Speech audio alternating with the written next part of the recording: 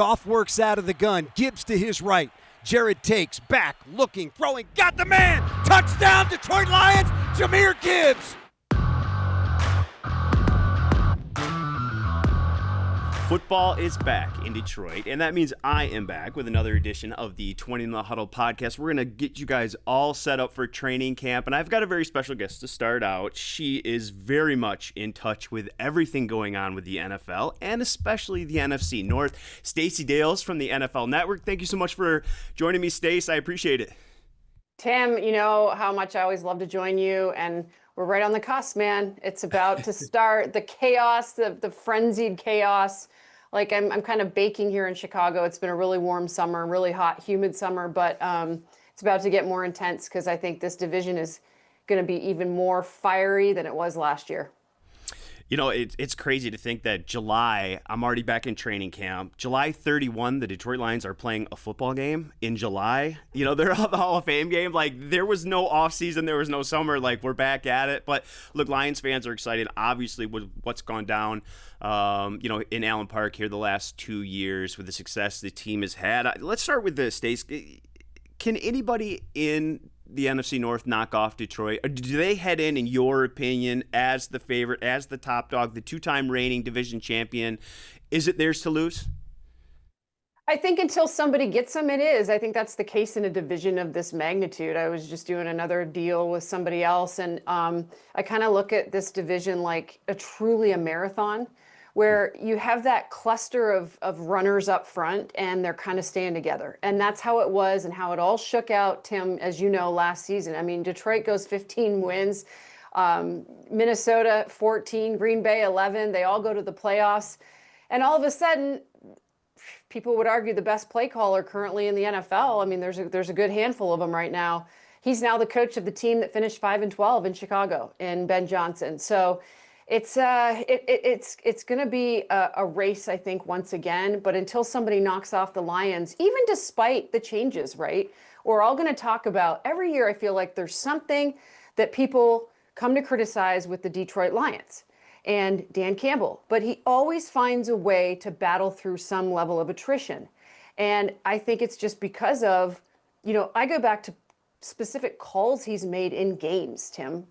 And he's the ultimate decision maker. And when he says we're going for it on fourth down, they're going for it. And guess what? They got most of them last year. But he's going to tell his guys we're going for it this season with a new offensive coordinator in Johnny Morton and Kelvin Shepard, who's obviously, coming from those linebackers over to the defensive coordinator spot. It's going to keep it super aggressive, just like we saw with Coach Aaron Glenn. And so I have all the faith in Dan Campbell because of who he is, even though there are some personnel changes, both sides, players and coaches. It's a good point by you because Detroit was really lucky over the last 3 years. I mean, I think they were the only team that had the same coordinators for 3 straight seasons. I mean, it's unheard of in this league, especially when you've had the success that Detroit has had. So it's something a little bit different. But I think Dan has kind of talked about it. It's a little bit exciting for him too. There's the newness of it, right? Where I think for the first time they were in the coaching room at the combine together. I mean, that was the first time that they had all gotten in the room together and started this journey. And so you look, they're going to get a ton of guys back from injury. They've got some new coordinators. I think it's 14 different coaches in terms of guys that shuffled around, new guys with the position coaches and everything else. But Dan's the one constant, right? And as long as you have Dan and as long as you have that message and his way of playing football, Detroit should be just fine. I really do believe that.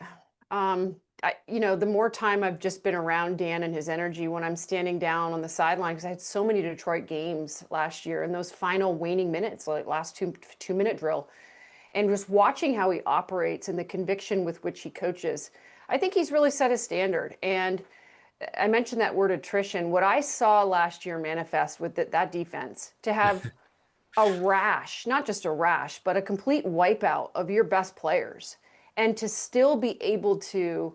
And some of those play calls offensively were because of that defensive attrition. We're going to go for it, so we're not going to force our defense with maybe a brand new player this week, like a Zadarius Smith, for instance, to have to go win a game for us. We're going to force our offense that averages 32 per game, the highest mark in the league, over 400 yards per game. We're going to ask them to go do it. And that's what he did.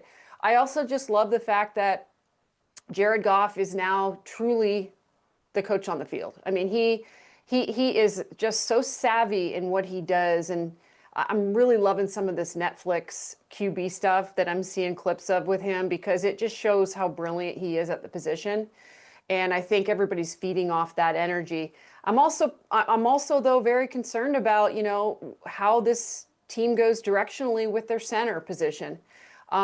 It's a big storyline for me because of how good Frank Ragnow has always been in the National Football League. I mean, since he became a guard, which took place, he was drafted in 2018, 2019, he's graded out PFF as one of the best centers at his position, top 5 every single season.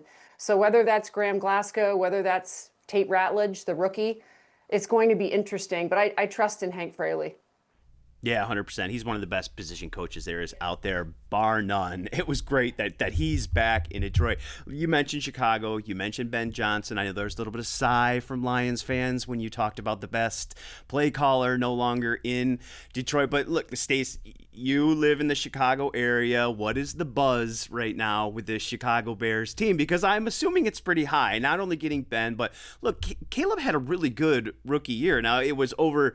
it was overlooked by because Jaden Daniels was just so good, but I think 20 touchdowns, 6 interceptions for a rookie who was pressured and sacked the most in the NFL last season. They have really good skill weapons over there. You mentioned Ben Johnson. He's trying to change the culture a little bit. They went and fixed their offensive line with 3 veteran interior guys. What's the buzz in Chicago? Is this one of those teams that you look at like, hey, maybe this team can make a big turnaround, be one of those teams that goes from last to first or make some noise in the NFC playoff picture?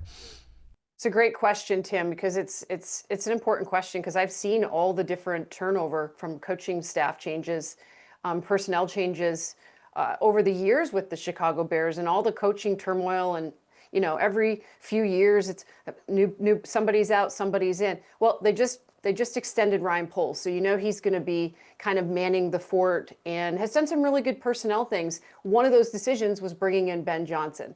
And when you're able to, because we've seen the Bears over the years, maybe not go out and try, and this is with all due respect because this profession is so hard, but Ben Johnson was not just this cycle, but really the last couple cycles, arguably the leading head coaching candidate out there. And the Bears stopped at nothing to get him. That was their guy. That's who they wanted. They were willing to spend the money to get that guy. Why Ben Johnson? He's a detail freak. You know him. You were around him nonstop for the last however many years. He's a mathematician, right? I mean, a walk-on quarterback at UNC, but just really smart, very intelligent. The thing that I think is most underrated when it comes to Ben Johnson is we talk a lot about pure progression offenses and how he can make a quarterback comfortable.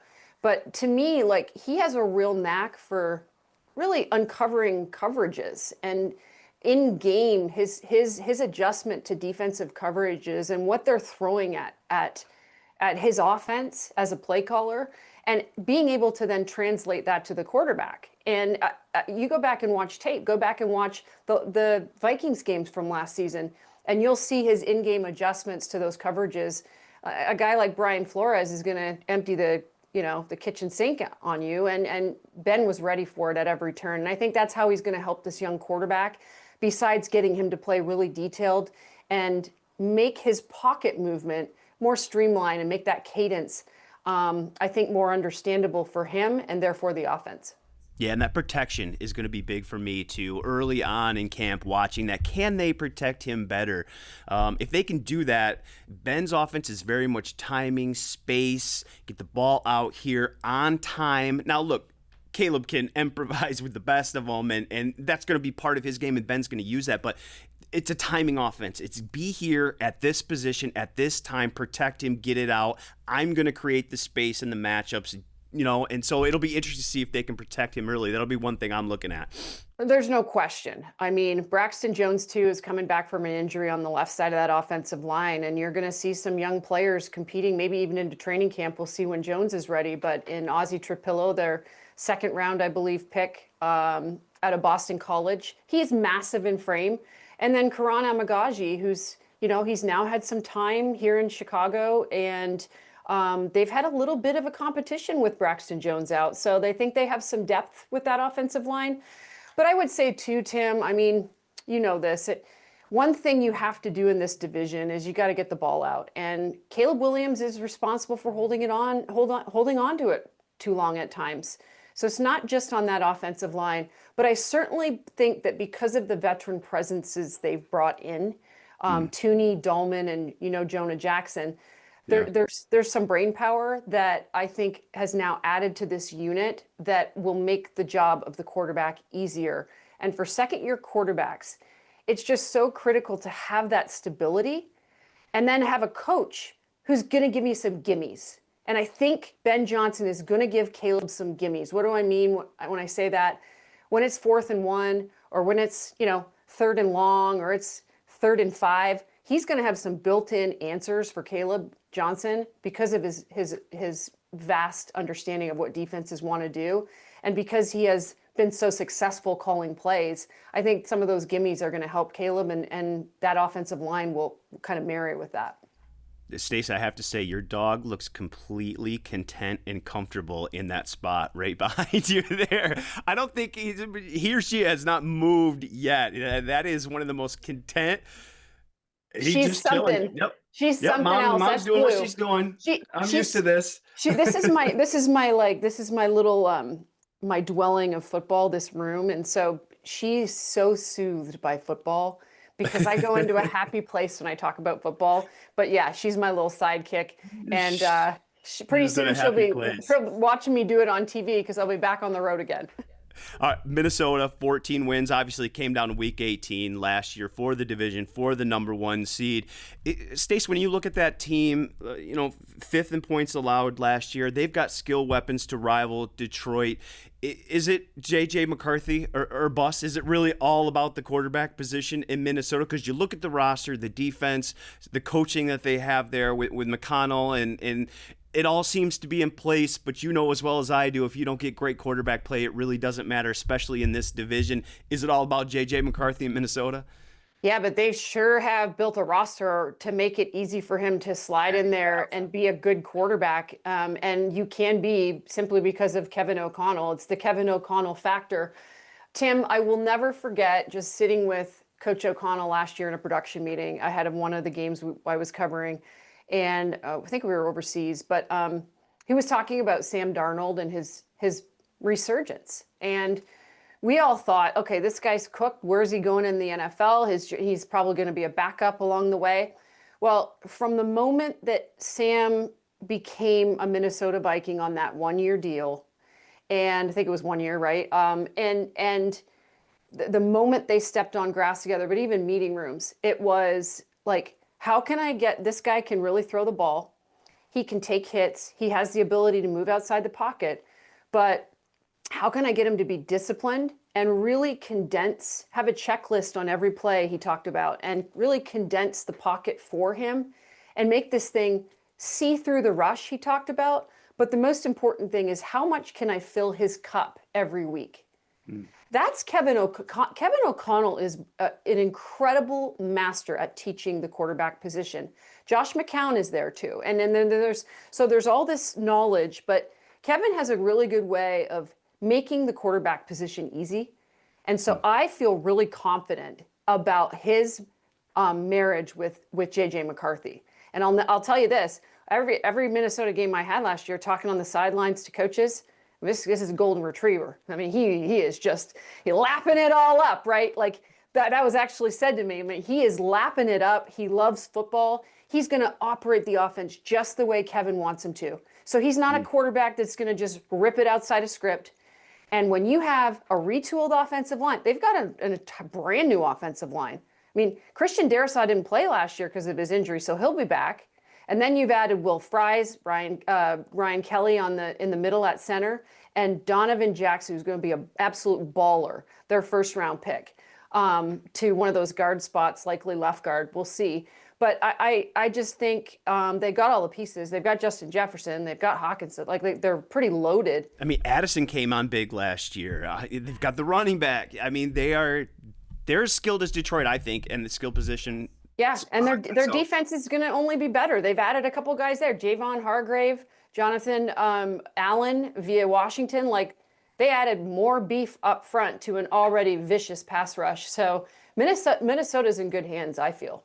All right, let's go to Green Bay. You get Matthew Golden, you get Savon Williams. You look at that Green Bay team last year, Stace, and they were a top 5 defense. They were a top 5 rushing offense, but they led the league in drop percentage, 7.5%. Total drops, 25. They just didn't have that guy that stood up. You know, when I look at Green Bay and I'm like, what receiver are they going to pay? Like, who would they want long term? You've got to think about that for a minute and decide which one it would maybe be. That's not a good thing. So obviously they went and got the receiver help. Is that really what they were missing? Was that the piece? If they can get that number one guy to step up, if they can get a couple guys to step up on the outside from that receiver position, they can be more consistent passing. Are they as good as anyone in this division too? If that part of their team is much better in 2025?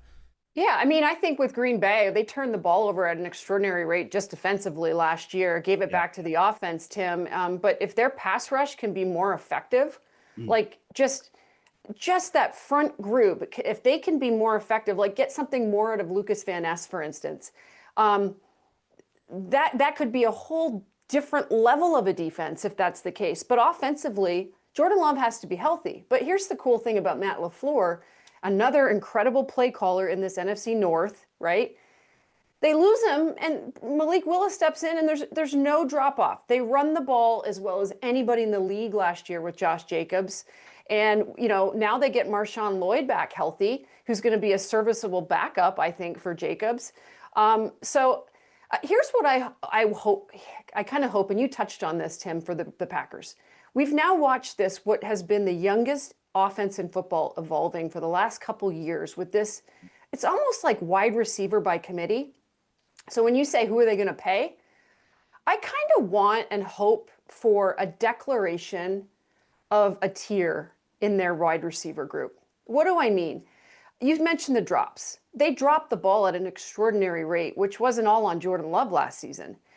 I just think a little more certainty and clarity with who are our guys. What plays are we going to have for those specific guys? Because they can go 11 personnel. I mean, you're going to see with the talent they have at receiver, Tucker Kraft's going to be incremental in what they do, and obviously Jacobs. So you're going to see a lot of 11 personnel where they have 3 receivers. What 3 are those guys going to be? Christian Watson's going to be out for a little while, but you mentioned Matthew Golden. He had an awesome minicamp series with this team, the rookie. Why they took him in the first round, I don't think they could. He was probably right there on their board, and they were like, we got to get Matthew Golden. He's really technical in his routes. He's a sure player. I think that they probably saw a lot of good stuff with him. But now the 4.2 didn't hurt either, I don't think. Yeah, right? But I'm looking at their receivers, Tim. I'm looking at Romeo Doubs and Jaden Reed, who's a slot machine. And you mentioned Savion Williams, the rookie, who is massive in size and might be a little bit of a developmental guy, but Dontavian Wicks. Like, when Christian Watson comes back, who are your guys going to be to where Dobbs knows ball's coming to me? Like, and it eliminates a little bit of the thinking, and now it's okay. This is the play Jordan Love loves. Let's get to it. I hope for them just some more clarity, because I think they're a heck of a talented team, and they've got a really good offensive line. And I think Jordan Love's a really good quarterback. Good points by you. Stace, let's finish with this. When you look at Detroit and what you talked about the offensive line and that being a storyline replacing Frank, and is it going to be Tate or Graham or who are they going to be? Is there anything else that you look at this team going in, like, what's the biggest question mark to me? What's one thing I'm going to focus on, maybe outside of that interior offensive line spot that Stacey's going to come into training camp and you're going to have an eye on something. What's maybe like a question mark for you with this Detroit Lions team heading into 2025? I think for me they have one of the best secondaries in football. Oh, I love that you said that because I've been trying to tell people that too. You are so spot on. I'm kind of actually obsessed with their secondary a little bit. I'm not going to lie. I love Kirby Joseph. I love Brian Branch. I think they could be the best safety tandem in the National Football League. 100%. A healthy defense is a dynamic defense in Detroit. And you can't predict health, right? You can't predict how that's all going to unveil. But I'm really anxious to see how this defensive front changes with just these guys healthy, Aiden coming back, and Tyleik Williams integrated. He's a really good, big body that I think is going to be really good on the interior. I like the linebacker core. And by the way, Ahmed Hassanin. Yes. Good job. I try to say it, Ahmed Hassanin. He's going to be a fireball, a spitfire for this team. And you know how like Brad Holmes drafts these rookies, so they get him in the 6th round or whatever it was. I don't. And then like you think of a Malcolm Rodriguez and how he was incorporated as a rookie. And who's this guy? You're going to have that from Hassanin in training camp. So I think there's been some depth pieces added. But I'm really, really curious to see how this defensive front comes together. For me, that is the X factor, because I think the secondary is really good. I think Kelvin Shepherd is fantastic. I mean, he's phenomenal. Just have a conversation with him about football. Players love him. And then I'm like circling Aiden Hutchinson. Tim, I think he had 7.5 sacks through his 5 games last season. Okay, he was on pace for 15, 16, 17 sacks. Are you kidding me? I mean, the way he comes off the edge, a la like TJ Watt, I think he can be the best defensive edge in the NFL. I truly believe that. I think he hasn't even touched his potential. Meaning, 11 and a half the year prior. He is a game changer. He changes everything you can do, and he affects we always talk about how the interior defensive rush affects the exterior defensive rush. I think he's going to affect every gap that can be attacked for that defensive front. That's where I want to see things shift the most for the Detroit Lions, because I think they're kind of layered across the board, both sides, really good and really talented. You know, it's so huge to get him back too, because what that does on the opposite side too, like if Marcus Davenport can come back and be the player he was a few years ago when Dan was in New Orleans and they saw him there. Obviously he's dealt with health. You mentioned Hassanin, they get Derek Barnes back, who they only had for 3 games last year. Just who's that guy on the opposite side? Because Aiden's going to bring it, and he's going to have all the attention. There's going to be so much of that single one-on-one coverage on the other side that if they can just stay healthy there and get some production in that, then you get a Liam back. You mix him with Tyleik on the inside in November. You mentioned a very veteran linebacker group, and then Terry and Arnold's going to take the next step in year 2. They got DJ Reed, who fits perfect in Shep's man coverage scheme. Amik Robinson proved he can be one of the top nickels last year, so I'm on board with you. I think this secondary is going to be great. I think the linebacker core is a veteran group that obviously knows Shep and the expectation. He was in that room for 3 years, and then if they stay healthy up front, get all their guys back, and Hutch is Hutch, I agree with you 100%. This is a Lions team that has been so offense-oriented, at least the outside perception is offense-oriented, and they earned that because they have been so good. But I think there can be a switch this year where this Detroit defense surprises a lot of people, and they are better than people expected, and that will be huge for this football team, I think. Stace, as always, thank you so much for doing it. You are so in tune with the NFC North. I think you're one of the best in business, and I always enjoy having you on. We're going to have a conversation with Sam LaPorta next, but thank you so much, Stace. Enjoy a little bit of vacation before you get rolling, and hopefully you'll make a stop in Detroit. We'll see you at training camp. We'll definitely see you there. I'll be there right out of the gates. Always great to be with you, Tim. Welcome back to the Twentyman Huddle podcast. The guy next to me needs little introduction. He is a Pro Bowl tight end, Sam LaPorta, entering your 3rd season. It's a little crazy that we're back in camp in July, on July 20, right? I mean, you're playing a football game. You're not going to play a football game, but the team is playing a football game July 31st. A little crazy, isn't it? Yeah, can't believe it's the start of camp already. It's only the 20th of July today, and the Hall of Fame game, it's coming up quick. It is coming up quick, and it's probably a little quicker just given the off season that you had, Sam. Congratulations on the marriage, first off. Thank you. Where did you and Callie meet? We met like our first week at Iowa. Okay. She was a rower. Obviously, I played football there. Yeah. And just mutual friends through the athletes. That's how we met. And now I celebrated my 20th this year too, so Congratulations. Yeah, fun. It's a beautiful time. thing. It is a beautiful Marriage. thing. And not everybody gets to get married. And then on their honeymoon in Italy, let's go ahead and just meet Pope Leo and get our marriage blessed. Tell everybody how that came about. Short version, probably. Right. There's probably more to it. But how crazy was that situation? How fun was that? That was unbelievable. I mean, not everybody gets to do that. Yeah, that was a blessing for sure. So a friend of a friend put us in contact with a priest over in Rome, and he notified us that every Wednesday, Pope Leo does a papal audience. And it was about 3 weeks out at this point. He said, typically you need some more time to get these tickets, but I can try to, get you to the front of the line and get you tickets in. Long story short, we were going to Rome, going to Italy on our honeymoon regardless, and that came up, and what a blessing it was. He's a Bears fan. I know Chicago fan. I think none of that came up, right? There was no controversy, no nothing. Were you nervous? I mean, Absolutely. I would think, yeah. I mean, a guy like that, that's like bigger than meeting the president. Of course, a leader of the world.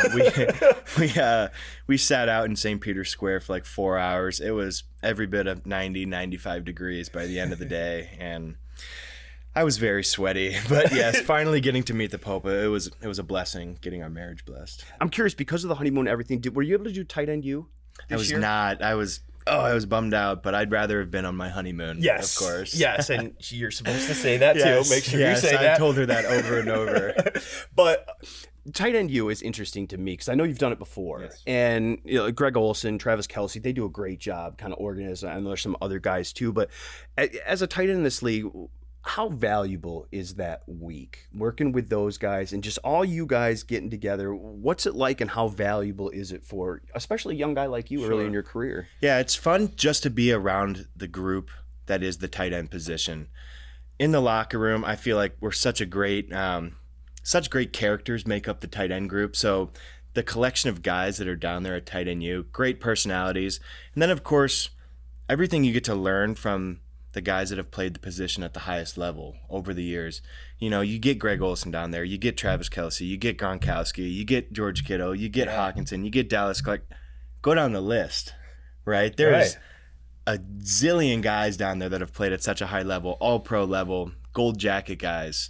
And to learn from them over the course of the week, it's the little things. You get to pick their brain. Yeah. Hey, Trav, what do you think about this release here? George, what do you think about this footwork on this blocking scheme? What do it's just an amazing opportunity. So guys that get that opportunity, I really suggest they go down and do it. Kudos to Olson and Kelce and those guys too for paying it forward, right, to the young guys and just putting that together. Those are trade secrets. Right? You don't have to do that. Right. But the fact that that's such a close-knit group of tight ends, it was that way at Iowa too, because Iowa was becoming, the tight end U kind of place. Yeah, when I first got there, Dallas Clark, my first fall camp, took a liking to me, and he became somewhat of a mentor for me in the 4 years that I was there and beyond that coming into the NFL. But like I said, there's a collection of guys, a lot of which come from Iowa, but there is a bunch of tight ends down there that just want to help give back to the younger guys and push the position forward, really. Speaking of young guys, you got a few young guys in the mix here,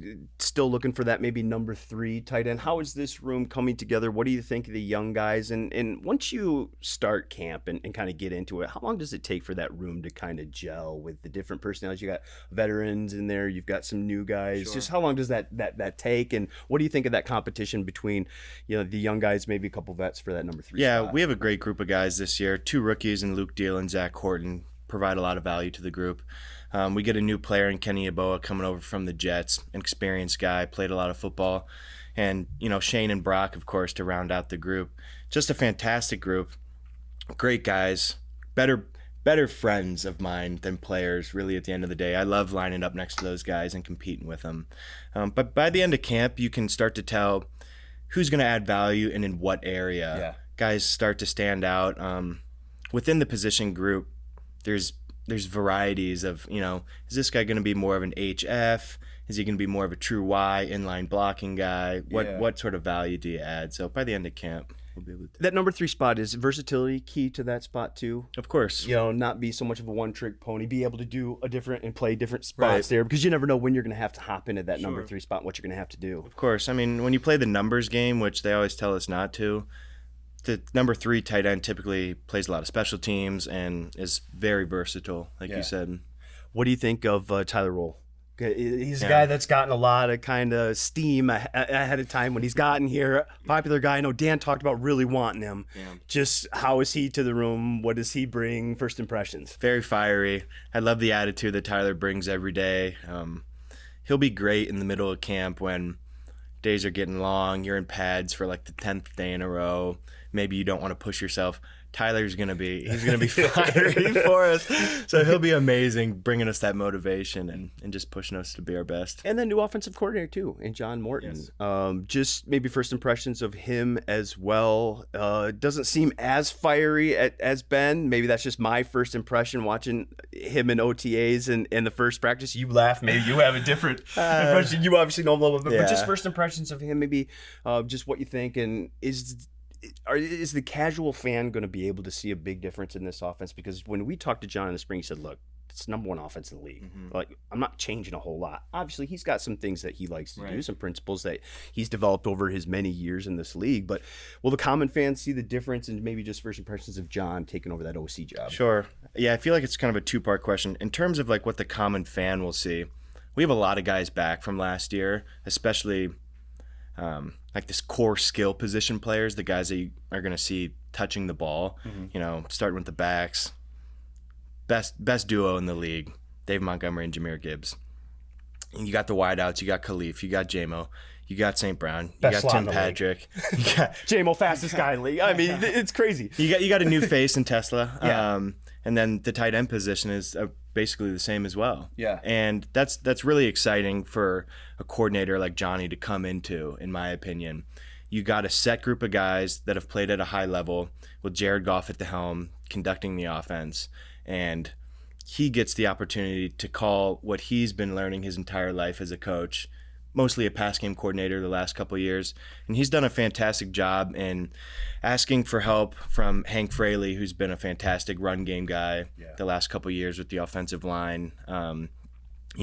Falling back on his position coaches as well and his players. Like, what do you think of this motion? Where do you want to be on the field when we're calling this play? How do you want that as a player? Of course, you want to have input because you're the one out there trying to execute your job at a high level. And when you're getting those questions asked from the top down with Johnny and Dan, you just have a lot of confidence in yourself as a player. You almost feel like you're taking ownership of the offense a little bit too, right? I know Jared's talked about that and has said that over the years that he feels they built this around him and he has this. Right. Heading into your 3rd season, Sam, there's got to be such a comfort level having produced at that level and now just knowing the drill. Just where are you at in terms of your comfort level heading into year 3? I want to say this, and I don't know if you heard this or not, but we talked to Amon-Ra St. Brown in the spring, and somebody asked him, so who's catching your eye out here? Who looks great? The first name he said with zero hesitation was Sam LaPorta. Oh, thank you. He said he looks great. And so when somebody like that says that too, right? And you've had the production, just your comfort level heading into year 3. It's like angel on one shoulder, devil on the other. In one position, you're very comfortable in how you fit into the offense. But then again, being comfortable and complacent, you'll never be your best. So you kind of have to dribble both balls at the same time. Yeah. And I'm very comfortable with how I fit into the offense. The production that I've had, I think, has been fantastic. There's only one football on the field, and you love to have it in your hands. But we have so many guys that deserve it. Yeah. So at the end of the day, I try to do my best, contribute as much value to the team as possible, and continue to get better. Don't be complacent. I'm going to go ahead and just ask one of those questions that you know what the answer is going to be. Okay. Just because I know you from being around you for 2 years. Yeah. Because I want to ask you about goals, right? And I know you, and the first thing you're going to say is, I don't care. I want to win games. I want the Super Bowl, and that's what it's going to be. Yeah. But I just individually, do you set individual goals, catches, stuff like that, or is it just team stuff for you? And do you think it's important maybe for players to do that, just to have something to shoot for? I don't discourage guys when I hear them set statistic goals. Like I want to have this many catches, this many yards. I don't think that's a bad thing to shoot for. It's just not what I shoot for. Like you said, the number one goal is to always win as many games as possible, win the division, win the Super Bowl. Right. It's always the team goals first. And then when you think about your own individual goals, I think there's nothing cooler than being all-pro in the league, to be voted upon by your peers that you're playing the position at the highest level that year. So to have I was second team All-Pro my rookie year, which I was really proud of. If I could do that again, be first team All-Pro, I think anybody would want to be that. Well, according to Amon-Ra, St. Brown, a lot of different guys that I talked to, you are looking really, really great out there. Obviously, huge expectations for this offense with all the skill guys that you talked about back.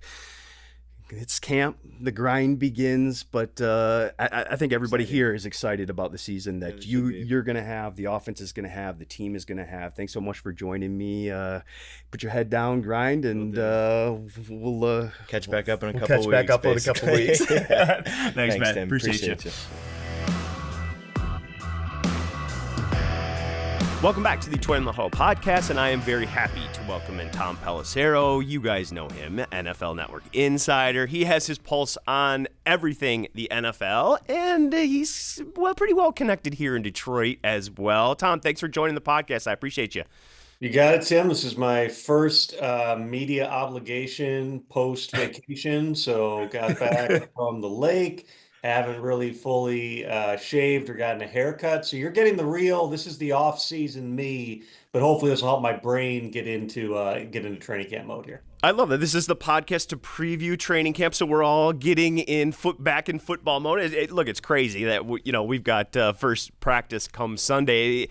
It comes quick, but I mean, you've been doing this a long time. The NFL is really a 24-hour, 365 deal nowadays. But Tom, let's get right into it. You look at the Lions; they obviously have Super Bowl aspirations. When you look at the NFC and in totality and the teams that are at the top there, who do you think are kind of those 3-4 teams in the NFC that head into the season really having good Super Bowl aspirations and a good shot of being that team to represent the NFC? Great question, Tim, because I think that as you proceeded through the playoffs a year ago, it was pretty apparent if you watched the Super Bowl that the Eagles were in a class by themselves, though there were some other teams that pushed them, through the course of the season and the playoffs. The Packers were right there. Obviously, the Commanders reached the NFC Championship game. To me, it starts with the Eagles, and then it's, all right, who are those other, if you want three, who are those other ones going to be? It has been the Lions over the past couple of years. They played just their worst game at the worst possible moment in that playoff opener last year, but certainly you have to look at them being in that mix. You look at, the Vikings coming off a 14-win season, but with a new quarterback, that's going to be a major question hovering over the whole division. Certainly a team like Green Bay is really, really talented, and it's a matter of, Jordan Love was banged up last year. He missed some time, but now year two going into the same defensive scheme should help them. And then the Bears are the team that everybody wants to talk about. I've seen some of the analytic projections where all four of these teams are considered likely to make the playoffs. It really, to me, a big part of it starts in the NFC North and who is going to emerge from that battle royale. It may well be the Lions again. Dan Campbell has obviously had a ton of staff turnover through the course of the offseason. We'll see exactly how much their schemes evolve from year over year, but they've got a lot of the same core players back. They still have the opportunity to be really explosive from an offensive perspective. And then getting back a guy that they sorely missed down the stretch last season, Aiden Hutchinson, who everything seems to be on track with him. That is clearly going to be a huge boost for a Lions team that if they're going to beat those good teams in the NFC, they're going to need that pass rush down the stretch. Washington, for real, has Jaden made them a team in your mind that is, they obviously showed with the win and getting to the NFC Championship game like you talked about. They have staying power. Is Washington one of those teams? Now, maybe a lot of teams entering the season didn't think a lot about Washington, but what Jaden did and how far they got, are they one of those teams now we have to think about every year in the NFC? Well, credit to Dan Quinn and that staff for the culture and the shift that they were able to make. Jaden Daniels was plainly a big part of it. I always say the most dangerous thing that a new staff can do in year one, a new regime can do in year one, is overachieve. Mm. And the Commanders, I mean, listen, if they don't have a Hail Mary hit, they are losing a game to Chicago, and I want to say that was week 7. It's the Bears that are in the mix in the NFC North, and the Yeah. Commanders all of a sudden take this brutal loss at home on national TV. Do the seasons go differently? Obviously, they didn't. The Commanders were better trained for that moment. I just wonder now, will they be able to continue to press forward here? Or was that one of those years where everything went their way and that maybe covered up some of the deficiencies? You think of some of the breakthrough teams that we've seen in recent years. I mean, the toast of the town in 2022 was the Giants, who made the playoffs and won a playoff game in Minnesota in Brian Daboll's first year. They regressed to the mean that following season. Same thing with the Vikings, who had gotten into the playoffs that year, and they regressed in 2023, albeit with some significant injuries at the quarterback position. This could be a team that Jaden Daniels is that good and he can elevate the level of everybody around him. They got to sort things out with their top wide receiver, Terry McLaurin. That's something to keep an eye on here after he skipped minicamp in the run up to training camp kicking off next week. But certainly, when you have the quarterback, Tim, that's a big piece of the equation. And it sure seems like they've got a really good one in Washington. Tom, you mentioned Dan Campbell and the staff turnover here in Detroit. Obviously, 2 new coordinators with John Morton taking over the offense and Calvin Shepard the defense. I think there's 14 different changes, either guys in new roles or new coaches on that staff. But the one constant is Dan Campbell. And just, you talked about the culture there in Washington. Obviously, Dan has built the culture here in Detroit. Just your perception on the outside looking in of the job Dan has done. And when you've got a coach that's as well respected as that, when you're having 2 new coordinators and you've got so much turnover on the staff, with a guy like Dan, you just kind of don't expect it to be a big issue because he's going to find the right guys. Is that kind of the impression from the outside looking into? Well, first of all, let's talk about how rare it is to have the staff continuity that Yeah, Detroit has had. This is the good price of point. success. It took a few years for them to have to pay that price. If I'm not mistaken, the Lions were the only team last year that had had their offensive and defensive coordinators in place for 3 straight years. So when Correct. you have that, that just allows you to build a level of continuity that you just don't see in the NFL a whole lot. Having said that, yes, Dan Campbell is not just a culture setter, but he built that offense with Ben Johnson. Ben is obviously brilliant, and we'll see how brilliant 2 times this year when he goes up against his old team. Lions fans are The hoping Lions. not too brilliant. He's a really, really smart guy, and the Yeah. creativity and the unique plays that he would draw up. That's something that we're going to have to see how the Lions kind of adjust to that. But you remember, the shift began for Detroit midway through Dan's first year when he took the play calling duties from Anthony Lynn. Ben became more involved, but Dan was calling it himself. That's when you got that run first physical mentality, and they ran for whatever was 300 yards against Pittsburgh, I think it was, in that opening game.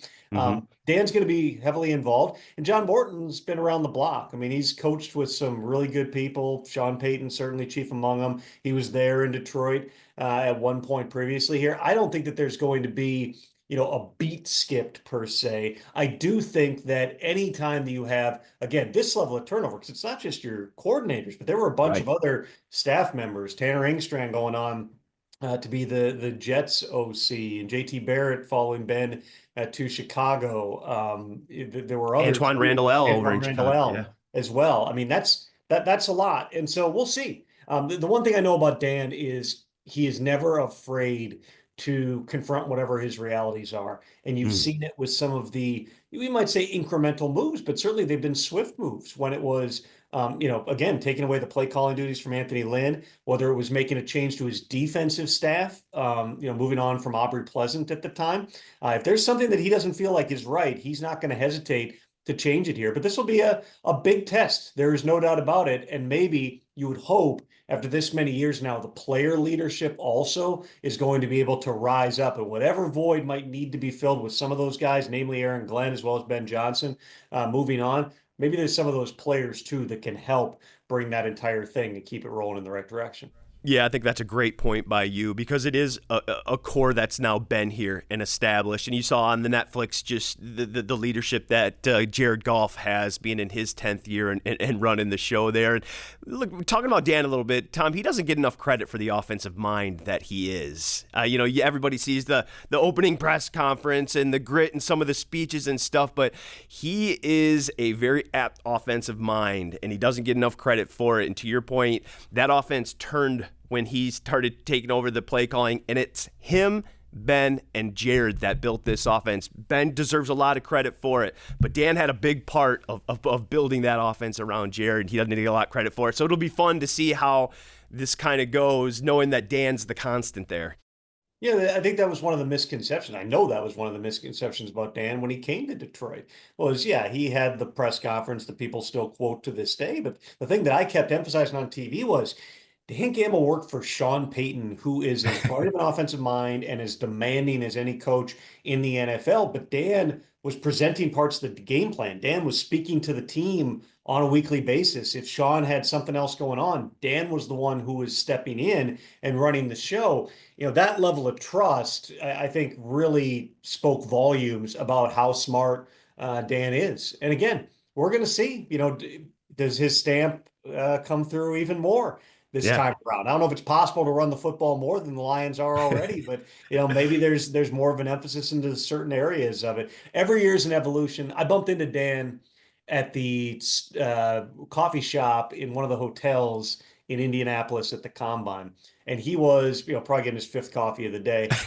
But he was like, oh man, I'm rolling with the coaches. Because they had never been in the same room together because it took so long. The hiring process takes so long, not just for instance, AG and Ben to land, but then AG had to hire his staff. So now Engstrand's gone. The Combine was the first time the Lions had their new staff together. Wow. But in talking to Dan, he was talking about we lost 7 coaches or whatever it was, but he's like, but I'm fired up. Like, this is new. This is fresh. This is a different challenge. I fully expect him to embrace it. I contend the Lions could be a better football team in 2025 than they were in 2024. And look, they won 15 games. They were in the number 1 seed. They could be a better football team and lose more football games. They've got one of the toughest schedules in football. But when you look at this team, what's one thing you're excited about? What do you think is a strength heading into this season? So I want to give you one strength and then one area maybe where you have a question mark with this football team heading into 2025.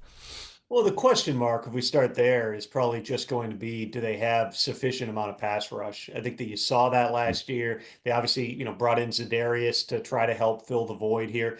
Aiden being back and hopefully being himself is going to make a huge difference, but they've sometimes lacked that complementary piece. And so, is some of that going to come, Tyleik Williams, who's the biggest man anyone's ever seen on a football field, can that internal, whatever he can do in terms of pushing the pocket, can that make a difference? What other stuff, may Kellen Shepard want to draw up that they weren't doing previously? There's a lot of different things. They've tried different fronts in the past. I know they've had attacking styles. They've had more play on the block styles. How does that thing kind of evolve through the course of this season? I think that just, do they have enough pass rush? That was the question all last year, even before Aiden got hurt, was do they have enough, around him? And then it was after he got hurt, it was obviously, well, where is it going to come from? That to me is still the number 1 question mark. Biggest strength of the team, I still think is just the offensive playmakers. Frank Ragnow retiring.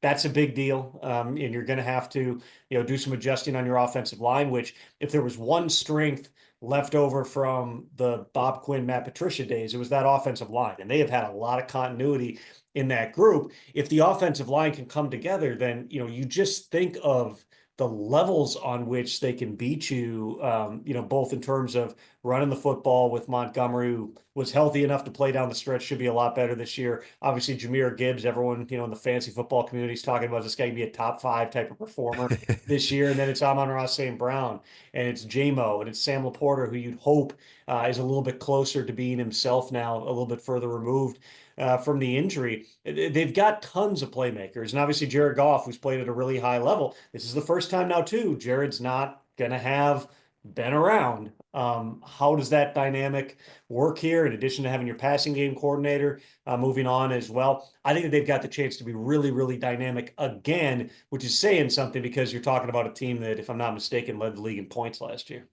Well, they're really dynamic because their general manager, Brad Holmes, has done such a terrific job of building this roster. I mean, what GM around in his first 4 draft cycles drafted 7 Pro Bowl players or all pros? That's what Brad did, with guys like Hutchinson and St. Brown and Penei Sewell, and the list goes on and on. But, and Brad talked a little bit about this at the league meetings, is when you do that, that's great, and you have a nice young core. But also you have some bills that come due. And we're talking about Hutch, going into his last season next year. Brian Branch has become one of the best safeties in the league. He's going to be on the final year of his deal next year.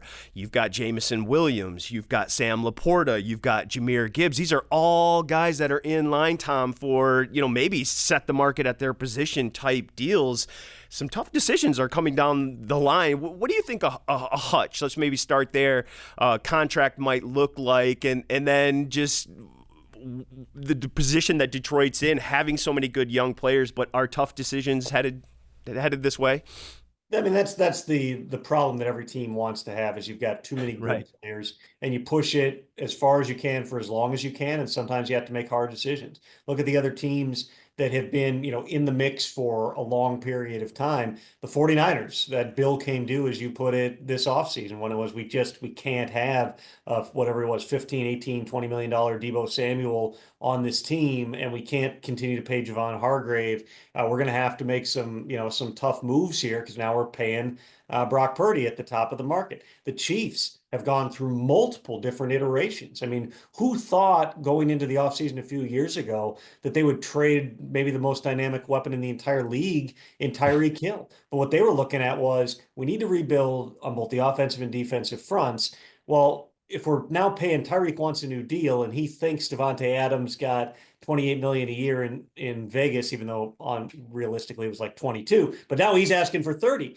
If we can save that 30 million per year and get a first-round pick and another pick and use those resources to rebuild everything else, okay, we're going to do the hard thing.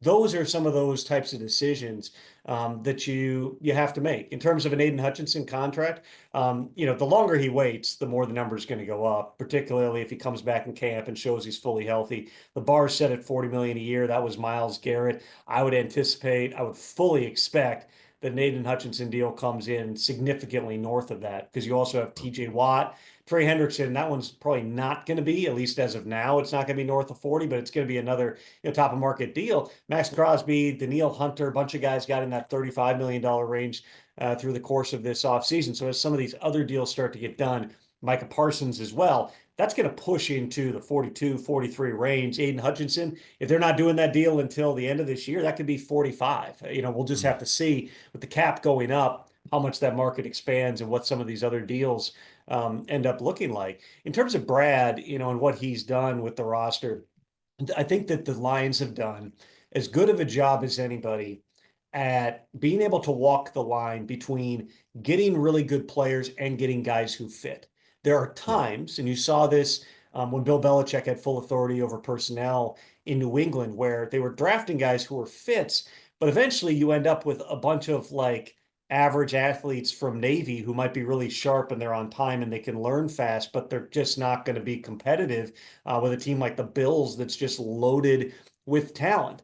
When they draft, a Jack Campbell, when the Lions take Jack Campbell in the middle of the first round, and a lot of people had him in the second, the question was, okay, can this guy even play 3 downs? But they had a vision for him. Jack Campbell's a really good and productive football player. Is he the off-the-charts athlete?